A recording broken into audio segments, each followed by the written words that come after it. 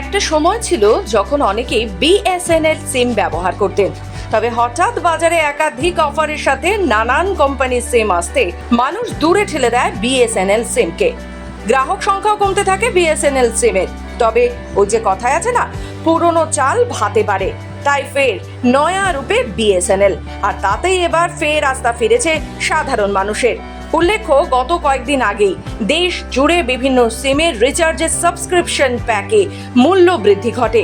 বেশ কিছু সিম কোম্পানি নিজেদের রিচার্জের দাম বাড়িয়ে দেন, আর এই কথা চাউর হতেই মাথায় বাজ পড়ে মধ্যবিত্ত থেকে নিম্নবিত্তদের।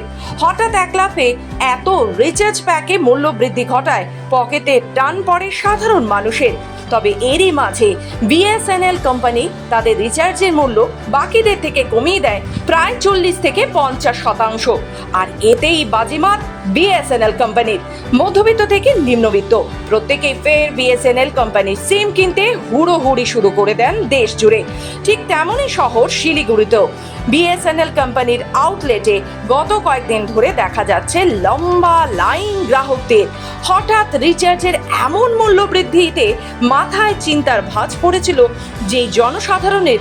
এখন দেখা যাচ্ছে তাদেরই এবার বিএসএনএল আউটলেটে ভিড় করতে। সকাল হতেই লম্বা লাইন পড়ছে বিএসএনএল এর আউটলেটগুলিতে। শিলিগুড়িতেও দেখা মিলেছে একই ছবি। কেউ নতুন বিএসএনএল সিম কিনছেন, তো কেউ আবার পুরনো সিমকেই পোর্ট করিয়ে নিচ্ছেন বিএসএনএল এ। এমন পরিস্থিতিতে হঠাৎ করেই হু হু করে গ্রাহক সংখ্যা বাড়ছে বিএসএনএল এর। অপরদিকে এই বিষয়ে গ্রাহকেরা জানাচ্ছেন, মূল্যবৃদ্ধির বাজারে হঠাৎই রিচার্জের দাম বেড়ে যাওয়ায় সমস্যা হচ্ছিল তাদের।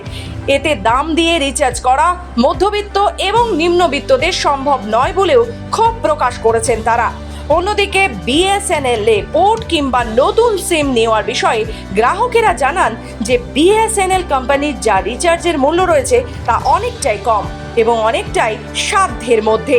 বাকিদের থেকে বলতে গেলে প্রায় 40 থেকে 50% কম রয়েছে বিএসএনএল এর সাবস্ক্রিপশন প্যাক, তাই বাধ্য হয়ে পরিবর্তন করতে হচ্ছে সিম। এক কথায় বলতে গেলে পুরনো সিমেই ফের ফিরে আসছেন সাধারণ মানুষ।